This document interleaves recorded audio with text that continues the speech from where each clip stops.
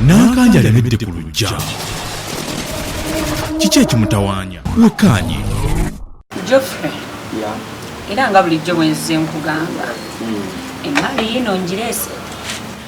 Maali nsuffu erabika bulungi, mwana yabuulirirwa, muwala mulungi, asanyusa.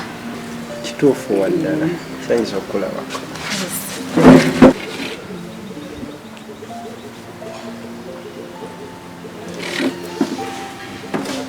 Aye n'ekirala, muwala muto talina buzibu, era nga bw'omulaba nze nganze simba wakati saaga bintu byakumanyira onfeebya wamma ssebo byonna byayogedde bituufu naye siri muto.